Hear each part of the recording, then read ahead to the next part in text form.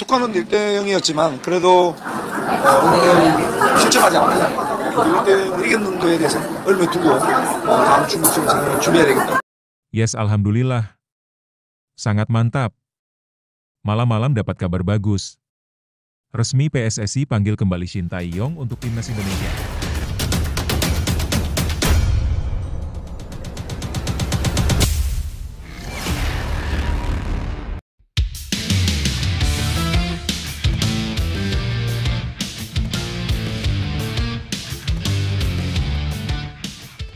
Yes, alhamdulillah.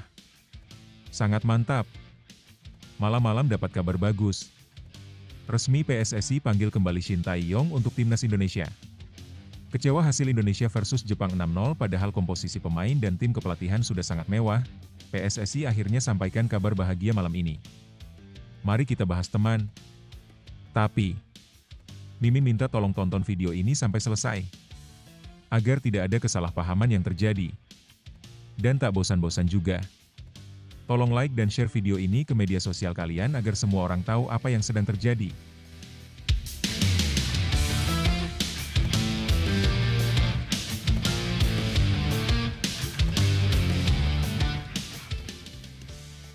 Sebelumnya diberitakan, 3 kabar terpanas sepak bola Indonesia. Kembali Shin Tae-yong ke timnas Indonesia, polemik tuan rumah, gaji fantastis Tom Hye, dan transfer Jai Itzes. Dunia sepak bola Indonesia tengah diwarnai oleh berbagai kabar besar yang melibatkan timnas Garuda dan para pemainnya. 3 berita utama yang paling banyak menyita perhatian dalam 24 jam terakhir mencakup penunjukan lokasi pertandingan putaran keempat kualifikasi Piala Dunia 2026, tuntutan gaji tinggi Tom Hye, hingga kabar kedatangan Shin Tae-yong untuk latih timnas Indonesia. Serta kepindahan Jai Itzes ke klub Eropa. Berikut adalah rangkuman lengkapnya. 1. Timnas Indonesia hadapi tantangan di putaran 4 kualifikasi Piala Dunia 2026. Timnas Indonesia memang berhasil melangkah ke babak keempat kualifikasi Piala Dunia 2026, namun tantangan langsung menghadang. AFC menunjuk Arab Saudi dan Qatar sebagai tuan rumah, sebuah keputusan yang dinilai tidak adil dan memicu protes dari sejumlah negara seperti Irak, Oman, dan Uni Emirat Arab. Ketegangan geopolitik di kawasan Timur Tengah, khususnya konflik Iran-Israel, turut memperkeruh situasi. Jika terjadi perubahan lokasi laga, Indonesia berpeluang menjadi tuan rumah alternatif, dengan Stadion Utama Gelora Bung Karno disebut-sebut sebagai kandidat kuat. Sementara itu, Malaysia telah resmi dipilih sebagai tempat pelaksanaan drawing group yang dijadwalkan berlangsung pada 17 Juli 2025. 6 negara akan dibagi menjadi 2 grup, memperebutkan 2 tiket langsung ke Piala Dunia. Posisi ketiga dari masing-masing grup akan bertanding untuk 1 tempat di babak playoff antar konfederasi. 2. Tom Hye tuntut gaji Rp150 juta jika main di Liga 1.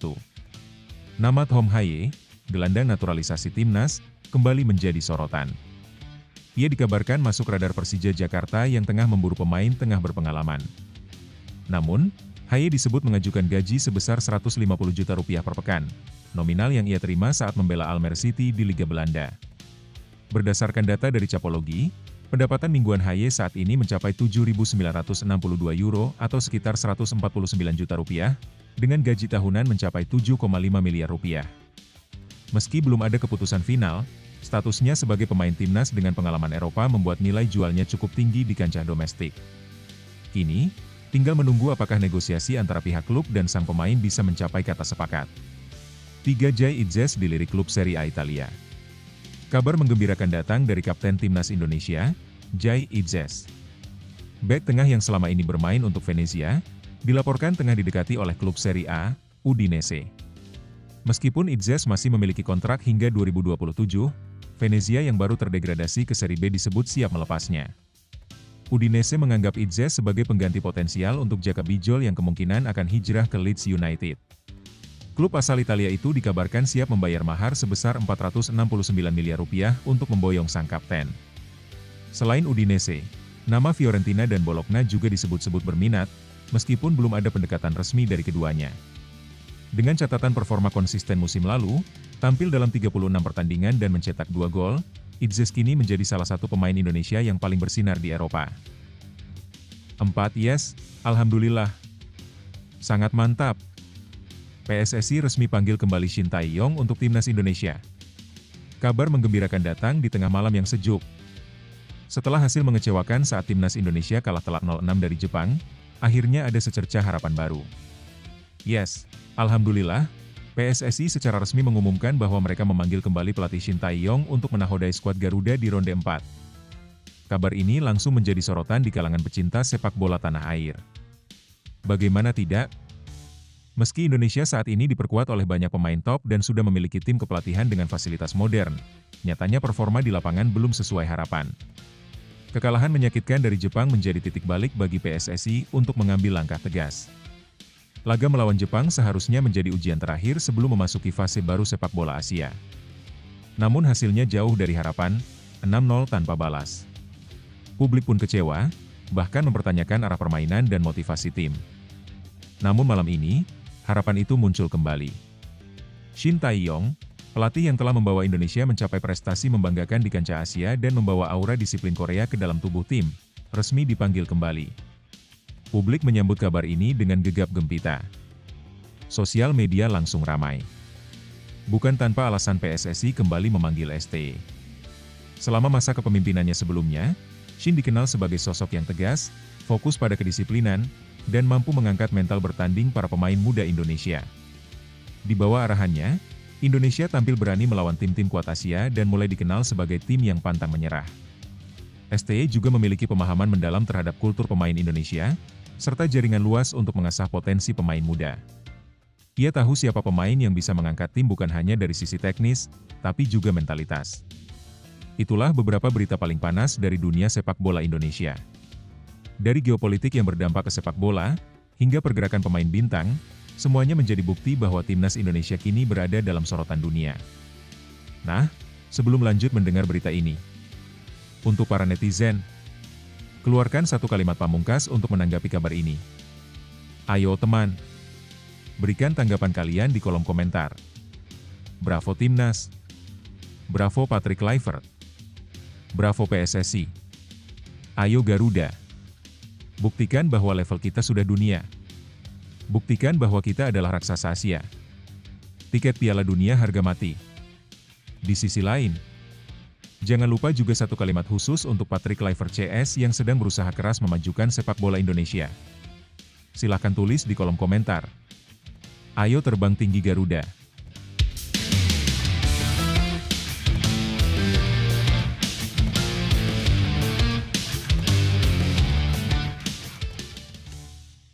Mari kita lanjut teman-teman.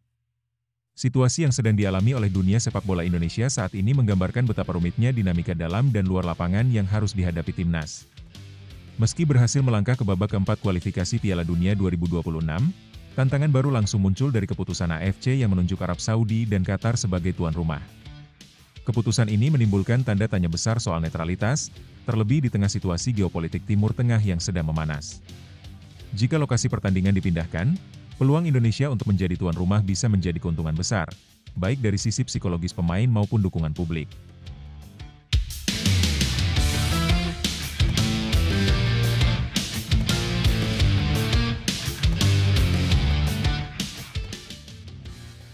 Lebih lanjut, kabar dari pemain naturalisasi Tom Haye turut menambah warna. Permintaannya akan gaji sebesar 150 juta rupiah per pekan bisa dipahami, mengingat rekam jejak dan pengalamannya di Eropa. Namun, angka itu tentu menjadi tantangan bagi klub-klub Liga 1, yang meski berkembang, masih belum sepenuhnya stabil secara finansial. Apakah klub-klub Indonesia siap untuk mengelola investasi sebesar itu dengan perhitungan matang, atau justru hanya karena euforia? Sementara itu, Jai Itzes membawa angin segar. Ketertarikan dari klub Serie A seperti Udinese menunjukkan bahwa kualitas pemain Indonesia kini mulai diperhitungkan di level Eropa.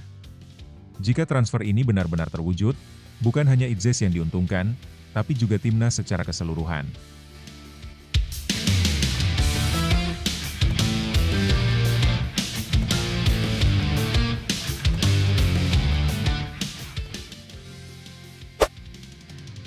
Apakah timnas Indonesia bisa menggantikan Iran di Piala Dunia 2026? Ini penjelasannya. Isu seputar kemungkinan timnas Indonesia menggantikan Iran di Piala Dunia 2026 tengah ramai dibahas di media sosial. Tapi, apakah kabar itu benar adanya? Belum ada keputusan resmi soal Iran. Hingga saat ini, belum ada pernyataan resmi dari FIFA maupun AFC mengenai pencoretan Iran dari Piala Dunia 2026. Iran sendiri telah lolos secara sah ke putaran final usai menjadi juara grup A pada babak ketiga kualifikasi zona Asia. Mereka menyingkirkan tim-tim seperti UEA, Qatar, Kirgistan, dan Korea Utara. Namun, isu pencoretan ini muncul karena situasi geopolitik yang rumit. Konflik Iran dengan sejumlah negara, termasuk Amerika Serikat, salah satu tuan rumah Piala Dunia 2026, membuat keikutsertaan Iran menjadi tanda tanya. Pasalnya, jika para pemain Iran tidak bisa mendapatkan visa masuk ke AS, keikutsertaan mereka bisa terancam. FIFA disebut sedang menjalin komunikasi dengan pemerintah AS agar tim Iran mendapat pengecualian visa demi partisipasi mereka di turnamen. Menurut laporan El Paso Times, aturan visa memang bisa dilonggarkan untuk atlet dan ofisial yang akan bertanding di event internasional seperti Piala Dunia dan Olimpiade. Bagaimana peluang Indonesia? Kalaupun Iran benar-benar dicoret, belum tentu Indonesia langsung mendapatkan tempat sebagai penggantinya. FIFA punya aturan dan mekanisme tersendiri dalam menentukan siapa yang berhak menggantikan tim yang gugur karena alasan non-teknis. Salah satu kemungkinan adalah adanya tambahan slot dari babak keempat kualifikasi Piala Dunia Zona Asia, yang akan digelar Oktober 2025. Saat ini, Asia mendapatkan jatah 8 tim untuk tampil di Piala Dunia 2026. 6 tim telah memastikan lolos, sementara 2 tiket tersisa akan diperebutkan di babak keempat, yang juga diikuti oleh timnas Indonesia. Jika Iran mundur atau dicoret, bisa saja AFC memutuskan untuk memberikan jatah itu kepada salah satu tim dari babak keempat, menjadikan total tiket dari fase ini menjadi 3. Jika skenario ini terjadi, peluang Garuda lolos ke Piala Dunia akan semakin terbuka. Namun semua itu masih sebatas spekulasi. Faktanya, hingga kini Iran masih berstatus sebagai peserta resmi Piala Dunia 2026, dan timnas Indonesia masih harus berjuang keras di babak kualifikasi berikutnya. Kesimpulan, meski peluang itu ada, saat ini timnas Indonesia belum tentu langsung menggantikan Iran andai mereka dicoret. Semua tergantung pada keputusan FIFA dan AFC, serta dinamika politik yang terus berkembang. Yang jelas, perjuangan skuad Garuda masih panjang dan penuh tantangan. Lebih lanjut, situasi seputar kemungkinan timnas Indonesia menggantikan Iran di Piala Dunia 2026 memang menarik perhatian banyak pecinta sepak bola, tapi perlu disikapi dengan kepala dingin dan pemahaman yang jernih. Iran sejauh ini lolos ke Piala Dunia lewat jalur resmi dan kompetitif. Mereka tampil dominan di fase kualifikasi, jadi pencoretan mereka bukanlah hal yang bisa terjadi begitu saja tanpa alasan kuat dan proses panjang. Isu utama yang membuat keikutsertaan Iran diragukan adalah faktor non-teknis, yakni konflik geopolitik, khususnya hubungan mereka dengan Amerika Serikat. Ini menyangkut persoalan visa dan izin masuk ke wilayah tuan rumah, dan FIFA kabarnya sedang mencoba menjembatani situasi ini agar Iran tetap bisa berpartisipasi.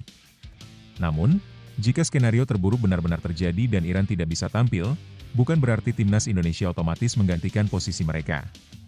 FIFA kemungkinan besar akan menentukan pengganti melalui mekanisme tambahan di jalur kualifikasi yang masih berlangsung.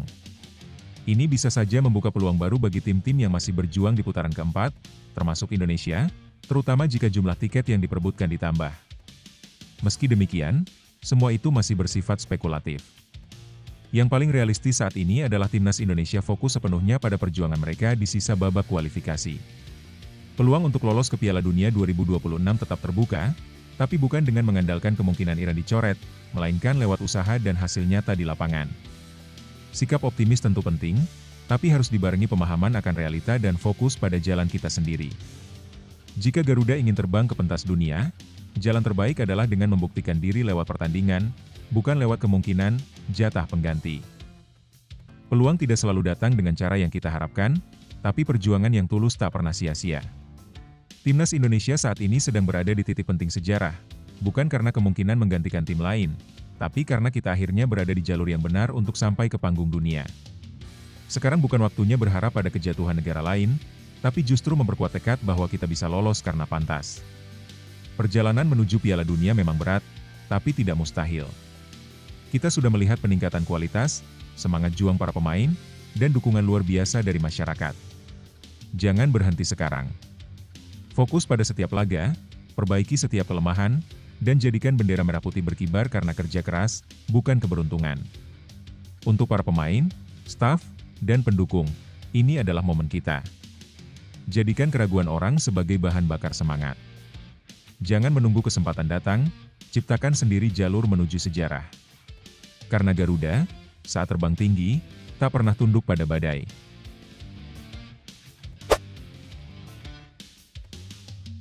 FC Twente belum terima tawaran resmi untuk Maes Hilgers. Masa depan Maes Hilgers di FC Twente masih menjadi tanda tanya. Pemain yang baru saja membela timnas Indonesia itu memang disebut-sebut ingin mencari tantangan baru, namun hingga kini belum ada tawaran nyata dari klub lain. Hal ini dikonfirmasi langsung oleh Direktur Teknik FC Twente, Jan Strewer. Ia mengungkapkan bahwa meskipun Hilgers telah menunjukkan keinginan untuk hengkang, belum ada klub yang secara resmi mengajukan penawaran. Hilgers memang telah beberapa kali menyampaikan keinginannya untuk pindah. Itu bisa terjadi sekarang. Tapi sejauh ini belum ada tawaran konkret, kata Strewer kepada media lokal OOS. Belum ikut latihan pramusim. Saat ini, Hilgers belum kembali ke latihan pramusim FC Twente karena masih menjalani masa libur setelah tampil bersama timnas Indonesia. Klub memberi waktu tambahan untuk pemulihan setelah jadwal internasional yang padat. Sementara itu, FC Twente tetap membuka kemungkinan transfer mengingat bursa musim panas masih panjang. Jendela transfer masih terbuka lebih dari 2 bulan. Kami akan lihat apa yang terjadi, tambah Strewer. Twente siapkan pengganti. Di tengah ketidakpastian ini, FC Twente tampaknya mulai bersiap bila Maes benar-benar pergi. Strewer mengakui pihak klub tengah berupaya merekrut beberapa pemain baru, termasuk seorang bek yang kemungkinan diplot sebagai pengganti Hilgers, yakni Stav Lemkin. Ada 1 atau 2 pemain yang kemungkinan akan segera kami datangkan. Total ada sekitar 5 nama yang sedang dalam pantauan kami, ujar Strewer. Ia juga menekankan bahwa fokus utama tim adalah memperkuat lini tengah, namun belum ingin membocorkan identitas para incaran tersebut. Saya sudah membaca banyak rumor, tapi 80% dari itu semua tidak benar, pungkasnya. Lebih lanjut, situasi Maes Hilgers di FC Twente saat ini bisa dibilang berada di persimpangan jalan. Di satu sisi, sang pemain sudah mengisyaratkan keinginan untuk pindah, yang menunjukkan bahwa ia mungkin sedang mencari tantangan baru atau merasa waktunya di Twente sudah cukup. Namun di sisi lain, belum ada klub yang benar-benar mengajukan tawaran resmi, yang bisa berarti 2 hal. Belum ada klub yang serius menginginkannya, atau pihak-pihak yang tertarik masih menunggu momen yang tepat untuk bergerak. Bagi FC Twente, posisi ini cukup rumit. Mereka harus siap kehilangan salah satu bek andalan, tapi di saat yang sama belum bisa melakukan pergerakan pasti karena belum ada kepastian soal kepindahan Hilgers. Tidak heran jika mereka mulai mencari calon pengganti seperti Stav Lemkin agar tidak kelabakan di menit-menit terakhir bursa transfer. Yang menarik, Strewer juga menekankan bahwa rumor transfer yang beredar kebanyakan tidak akurat, yang menunjukkan dinamika internal klub dan strategi komunikasi mereka masih cukup tertutup. Ini wajar, karena terlalu terbuka bisa memengaruhi harga jual atau strategi negosiasi mereka. Bagi Maes Hilgers sendiri, ketidakpastian ini bisa menjadi tekanan. Sebagai pemain yang sudah masuk radar publik lewat timnas Indonesia, masa depannya kini jadi konsumsi media. Jika ia gagal pindah ke klub baru, ada potensi gangguan motivasi. Sebaliknya, jika akhirnya ada tawaran dan proses berjalan mulus, ini bisa jadi awal baru yang baik untuk karirnya. Secara keseluruhan, situasi ini masih sangat cair. Semua pihak tampaknya menunggu siapa yang akan bergerak lebih dulu, klub peminat, pemain, atau FC Twente sendiri. Dalam dunia sepak bola, seperti juga dalam hidup, tak semua hal berjalan cepat dan sesuai rencana. Apa yang dialami Maes Hilgers sekarang adalah bagian dari proses yang sering terjadi pada pemain yang sedang berada di titik penting karirnya. Untuk Maes, ini bukan akhir, tapi justru transisi. Ketika belum ada tawaran yang datang, bukan berarti tak ada yang menghargai kualitasmu. Kadang dunia hanya butuh sedikit waktu untuk melihat potensi dengan lebih jernih. Kesabaran, kerja keras, dan komitmen untuk terus berkembang adalah bahan bakar utama saat jalan terasa lambat. Tetaplah siap. Latih fisikmu, jaga mentalmu, dan terus buktikan bahwa kamu layak untuk tempat yang lebih tinggi. Karena saat peluang itu datang, dan pasti akan datang, hanya mereka yang sudah siap yang akan mampu mengambilnya dengan tangan terbuka. Setiap langkah kecil sekarang adalah fondasi untuk lompatan besar nanti. Tetap semangat, Maes. Bintang tak pernah padam, ia hanya menunggu waktu yang tepat untuk bersinar lebih terang. Indra Syafri optimistis timnas Indonesia bisa tembus putaran final Piala Dunia 2026. Anggota Departemen Teknik PSSI, Indra Syafri, mengungkapkan keyakinannya terhadap peluang timnas Indonesia dalam babak keempat kualifikasi Piala Dunia 2026 zona Asia. Ia menilai skuad Garuda memiliki potensi untuk bersaing dengan 5 negara kuat lainnya. Sebagai bagian dari tim teknis PSSI, Indra turut terlibat dalam perencanaan dan evaluasi perjalanan timnas Indonesia, termasuk untuk menghadapi fase krusial ini. Fokus raih tiket langsung. Indra menekankan pentingnya meraih hasil optimal agar Indonesia tidak harus melalui babak kelima atau bahkan playoff antar konfederasi, yang tentunya sangat menguras tenaga. Semua tim punya peluang yang sama.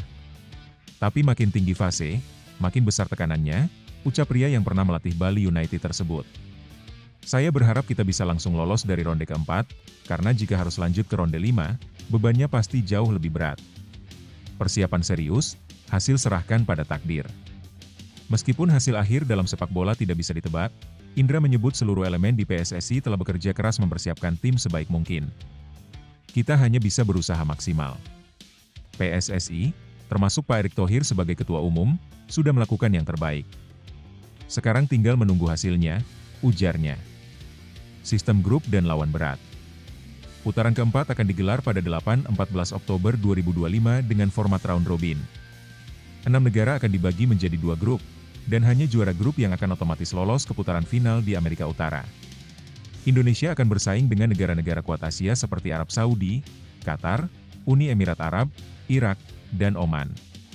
Pengundian grup dijadwalkan pada 17 Juli 2025, sementara Arab Saudi dan Qatar ditunjuk sebagai tuan rumah penyelenggaraan pertandingan.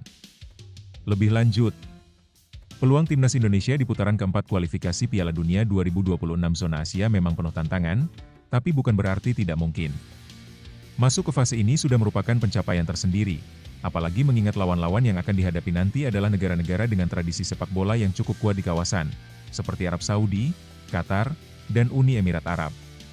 Namun, justru disinilah timnas Indonesia bisa membuktikan perkembangan pesat mereka selama beberapa tahun terakhir. Indra Syafri memberikan sudut pandang yang realistis namun tetap optimis.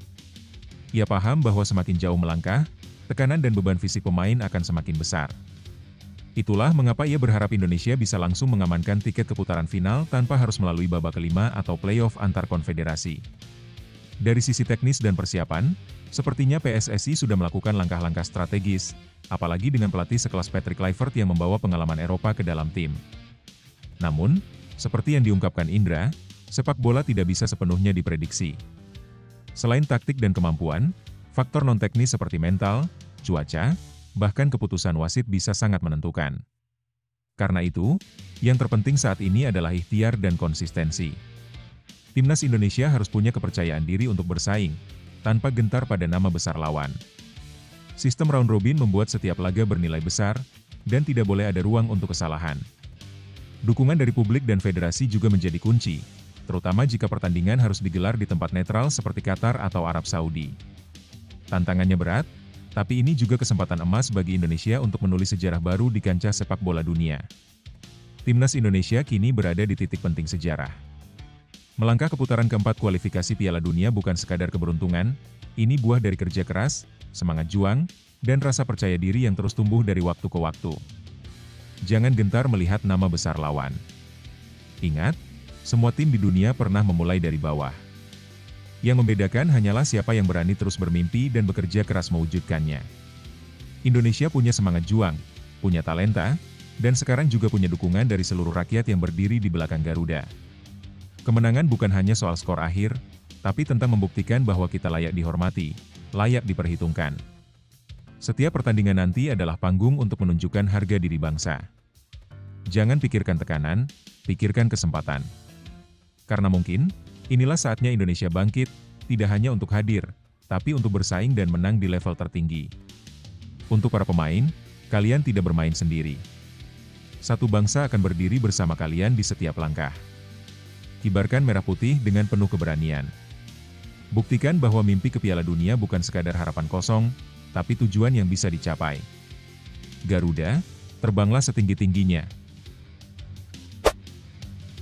Formasi Timnas Indonesia di putaran 4 kualifikasi Piala Dunia 2026, diperkokoh pemain diaspora, siap buat lawan gemetar. Tim nasional Indonesia bersiap menghadapi tantangan besar di putaran keempat kualifikasi Piala Dunia 2026 zona Asia. Ambisi besar untuk lolos ke ajang sepak bola terbesar dunia kian nyata, apalagi skuad merah putih akan diperkuat oleh sejumlah pemain diaspora dan naturalisasi yang siap memberi gebrakan. Kompetisi semakin sengit. Indonesia akan bersaing dengan 5 negara lainnya. Oman, Uni Emirat Arab, Irak, Qatar, dan Arab Saudi, demi satu tiket ke Amerika Serikat, Kanada, dan Meksiko. Sesuai jadwal dari AFC, pertandingan putaran keempat akan digelar pada 8 hingga 14 Oktober 2025. Qatar dan Arab Saudi ditunjuk sebagai tuan rumah untuk babak ini. Format yang digunakan adalah round robin sekali main, single round robin, di mana tiap tim di grup berisi 3 negara akan melakoni 2 pertandingan krusial. Hasil undian grup baru akan diumumkan pada 17 Juli 2025 di Osaka, Jepang. Kilas balik performa skuad Garuda. Pelatih Patrick Kluivert mencatat hasil yang lumayan di babak sebelumnya.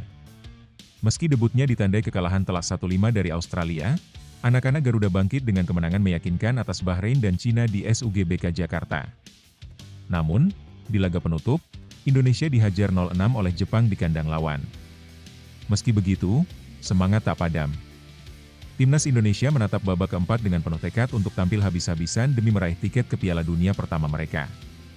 Diperkuat pemain top, Indonesia layak diwaspadai. Ketua Umum PSSI, Erick Thohir, menekankan pentingnya menjaga sportivitas di babak ini. Ia berharap semua laga berlangsung adil dan netral, mengingat pentingnya momentum ini bagi semua tim. Secara materi pemain, Indonesia memiliki skuad yang patut diperhitungkan. Nama-nama seperti Jai Idzes, Rizky Ridho, Kevin Dix, Kelvin Verdong, Martin Paes, Ula Romeni, Mes Hilgers, dan Justin Hubner akan menjadi tulang punggung utama. Pemain diaspora baru siap gabung. PSSI disebut tengah menjajaki peluang mendatangkan pemain tambahan dari Eropa. Nama Jairo Riedewald, gelandang bertahan Royal Antwerp berusia 28 tahun, kembali mencuat sebagai calon kuat. Ia dinilai bisa jadi solusi menyusul stamina Tom Haye yang mulai menurun. Pascal Struijk, bek tengah Leeds United, juga masih masuk radar naturalisasi. Usianya baru 25 tahun dan memiliki kemampuan bertahan yang solid, opsi menjanjikan untuk memperkuat lini belakang. Selain itu, kebutuhan utama timnas Indonesia adalah sosok striker haus gol. Saat ini, hanya Ula Romeni yang menjadi andalan utama di lini depan. Maka dari itu, PSSI masih memiliki waktu untuk mencari ujung tombak baru dengan kualitas mumpuni. Prediksi formasi timnas Indonesia, 3-4-3. Kiper Martin Paes. Belakang Pascal Struijk, Jai Idzes, Rizky Ridho.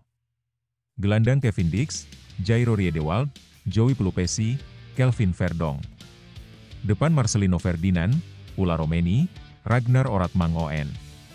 Dengan komposisi seperti ini dan semangat yang terus membara, timnas Indonesia bukan hanya siap tampil, tapi juga siap mengejutkan siapapun lawan yang menghadang. Lebih lanjut, timnas Indonesia sedang berada dalam momentum yang menarik menjelang putaran keempat kualifikasi Piala Dunia 2026.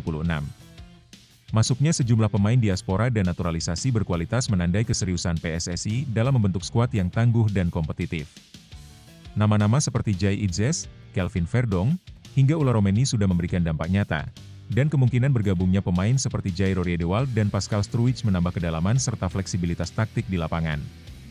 Meski di babak sebelumnya skuad Garuda sempat terpukul saat menghadapi Jepang, kemenangan atas Bahrain dan Cina menunjukkan bahwa timnas punya potensi besar saat bermain dengan strategi yang tepat dan dukungan penuh dari publik. Konsistensi permainan dan mental bertanding akan menjadi kunci, mengingat lawan di putaran keempat nanti berasal dari kelompok elit Asia seperti Arab Saudi, Qatar, Irak, UEA, dan Oman. PSSI dan pelatih Patrick Kluivert juga dihadapkan pada tantangan untuk menyatukan pemain dari berbagai latar belakang budaya sepak bola dalam waktu singkat. Namun, jika proses adaptasi berjalan mulus, Indonesia bisa menjadi kuda hitam yang mengejutkan. Langkah antisipatif Erick Thohir dalam menuntut keadilan dan sportivitas dari AFC dan tuan rumah patut diapresiasi karena akan sangat berpengaruh terhadap moral tim. Kesimpulannya, dengan modal pemain diaspora yang semakin solid dan semangat juang yang terus terjaga, Indonesia punya peluang nyata untuk melangkah lebih jauh, bahkan mencatat sejarah. Yang dibutuhkan kini adalah kerja keras, strategi yang tajam, serta sedikit keberuntungan di undian grup nanti. Perjalanan timnas Indonesia menuju Piala Dunia 2026 bukan sekadar soal kemenangan di lapangan, tapi tentang mimpi besar bangsa yang mulai terlihat wujudnya. Dari perjuangan panjang, cemoohan, hingga kebangkitan luar biasa, kita sudah buktikan bahwa Indonesia layak diperhitungkan. Ini adalah masa keemasan yang sedang kita bangun bersama. Jangan gentar menghadapi nama-nama besar Asia. Mereka punya sejarah, tapi kita punya semangat yang tak bisa dibeli. Dukungan 270 juta rakyat Indonesia akan selalu menjadi bahan bakar utama di setiap langkah para pemain di lapangan. Tidak ada yang mustahil bagi tim yang percaya. Selama ada keyakinan, kerja keras, dan semangat pantang menyerah, mimpi tampil di Piala Dunia bukan lagi angan-angan. Mari terus bersatu, jaga api semangat, dan buktikan bahwa Garuda bisa terbang lebih tinggi dari yang pernah dibayangkan. Garuda di dadaku, semangatmu tak pernah padam. Timnas Indonesia U23 tanpa uji coba jelang Piala AFF U23 2025. Ini penjelasan pelatih. Timnas Indonesia U23 tengah fokus melakukan persiapan menjelang gelaran Piala AFF U23 2025 yang akan berlangsung di Jakarta dan Bekasi. Skuad Garuda Muda yang kini dihuni 28 pemain telah memulai pemusatan latihan sejak Minggu, 22 Juni 2025, di Jakarta. Di bawah arahan pelatih kepala Gerald Van den Burg, para pemain menjalani sesi latihan intensif yang mencakup berbagai aspek teknis dan fisik. Namun, satu hal cukup disayangkan dari persiapan kali ini, tidak ada satupun pertandingan uji coba resmi yang dijalani sebelum turnamen dimulai. Van den Burg mengungkapkan sebenarnya sempat ada rencana untuk menggelar laga uji coba. Namun, rencana tersebut akhirnya dibatalkan oleh pihak terkait. Saya sebenarnya sudah menjadwalkan laga uji coba, tapi akhirnya dibatalkan oleh mereka, ujar Van den Burg saat diwawancarai usai sesi latihan di Stadion Madia, Jakarta. Meski tanpa uji tanding, Van den Burg menyatakan tetap optimis. Ia memutuskan untuk mengganti agenda tersebut dengan laga internal 11 lawan 11 agar bisa mengevaluasi kemampuan para pemain secara langsung. Menurut saya itu tidak menjadi masalah besar. Dengan pertandingan internal, saya tetap bisa melihat kemampuan semua pemain. Ini cukup membantu, jelasnya. Target juara tetap diusung. Manajer Timnas U23, Ahmed Zaki Iskandar, menegaskan bahwa PSSI memberikan target tinggi untuk turnamen kali ini, yakni menjadi juara. Hal ini juga menjadi bagian dari persiapan jangka panjang menuju kualifikasi Piala Asia U23 2026. Target dari PSSI adalah menjuarai Piala AFF U23 tahun ini. Setelah itu, kami akan langsung bersiap untuk kualifikasi Piala Asia U23 tahun depan, kata Zaki. Di turnamen nanti, Indonesia tergabung dalam grup A bersama Malaysia, Filipina, dan Brunei Darussalam. Lebih lanjut, situasi Timnas Indonesia U23 yang harus menjalani persiapan tanpa uji coba resmi tentu bukan kondisi ideal, apalagi mengingat target besar yang dipatok PSSI, menjadi juara di Piala AFF U23 2025. Uji coba sangat penting, bukan hanya untuk menguji strategi dan kerja sama tim, tapi juga untuk memberi gambaran nyata pada pelatih soal kesiapan mental dan performa pemain di situasi pertandingan sesungguhnya. Namun, keputusan pelatih Gerald Van den Burg untuk memaksimalkan laga internal patut diapresiasi. Dalam kondisi terbatas, ia tetap mencari solusi agar evaluasi pemain bisa berjalan. Laga internal memang tidak sepenuhnya bisa menggantikan atmosfer pertandingan sungguhan, tapi bisa jadi jalan tengah yang cukup berguna dalam waktu yang tersisa. Yang jadi perhatian adalah soal manajemen waktu dan komunikasi antar lembaga. Jika sebelumnya memang ada rencana uji coba tapi kemudian dibatalkan, perlu ada evaluasi menyeluruh. Apakah pembatalan itu karena masalah lawan tanding, izin tempat, atau hal administratif lain? Karena hal-hal seperti ini bisa berulang jika tak diperbaiki dari akarnya. Di sisi lain, ini bisa menjadi momen pembuktian bagi para pemain muda. Bermain tanpa pengalaman uji coba bisa menjadi tekanan sekaligus motivasi tersendiri. Jika mereka tetap mampu tampil solid, ini justru akan memperlihatkan kedewasaan tim secara tak terduga.